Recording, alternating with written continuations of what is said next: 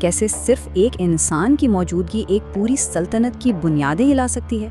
آئیے دیکھتے ہیں کہ محل میں ایک پیغمبر کی موجودگی کیسی ایسی لہریں پیدا کرتی ہیں جو آگے چل کر ایک ایسے طوفان کی شکل اختیار کرنے والی ہیں جو تخت و تاج کو ہی بہا لے جائے۔ تو کہانی کی اصل کشمکش یہیں سے شروع ہوتی ہے۔ پیغمبر یوسف کو محل کے سب سے طاقتور لوگ دو بالکل الگ، بالکل مخالف نظروں سے دیکھ رہے ہیں۔ ایک کے لیے وہ بھروسے کے قابل ایک انمول خدمت گزار ہیں، تو دوسرے کی نظر میں مستقبل کا سب سے بڑا خطرہ۔ اور یہی وہ تضاد ہے جو آگے چل کر سب کچھ بدل دے گا۔ تو چلیں کہانی کے پہلے حصے کی طرف بڑھتے ہیں، یعنی یوسف کا عروج۔ جیسے جیسے محل میں ان کا رتبہ اور اعتماد بڑھتا ہے، ان کے ارد گرد ایک عجیب سی ٹینشن، ایک تناؤ بھی بڑھنے لگتا ہے۔ یہ اعتماد اور شک کے بیچ کی وہ پہلی جنگ ہے جو سلطنت کے مستقبل کا فیصلہ کرے گی۔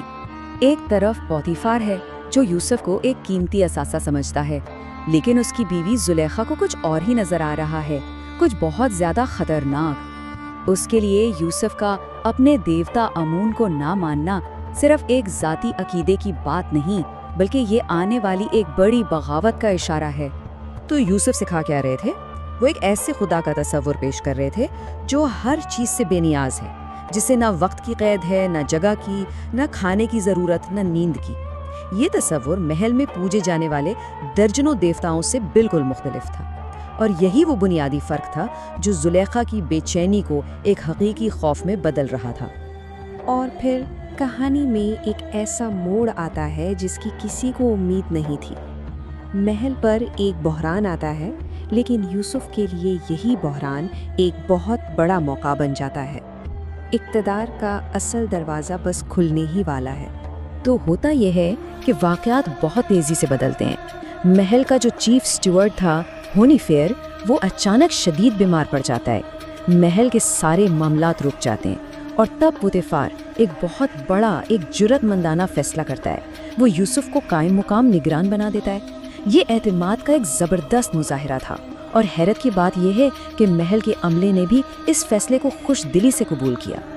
اب محل کی سیاست سے ہٹ کر ایک بہت ہی گہرے ذاتی اور روحانی لمحے کی طرف چلتے ہیں۔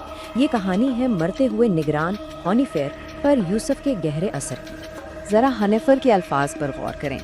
یہ گہرے پچھتاوے سے بھرے ہوئے ہیں۔ اسے محل کے معاملات کی فکر نہیں، بلکہ اسے اپنی گزاری ہوئی زندگی کا افسوس ہے، اور وہ اپنے آخری لمحات میں کسی سچائی کی، کسی مطلب کی تلاش میں ہے۔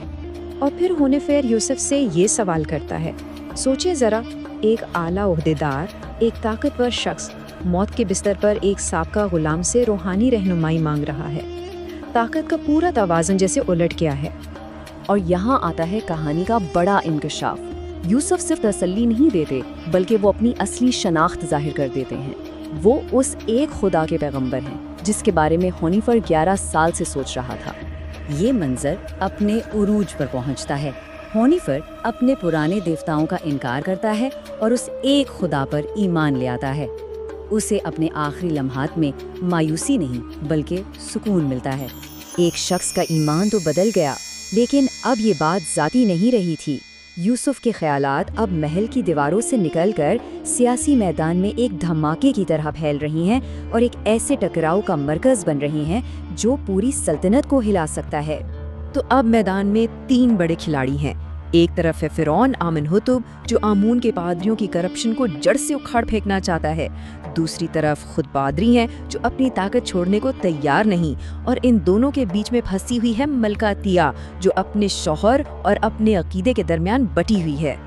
فرعون کی یہ دھمکی شک کی کوئی گنجائش نہیں چھوڑتی۔ یہ کوئی مذاکرات نہیں، یہ سیدھا سیدھا اعلان جنگ ہے۔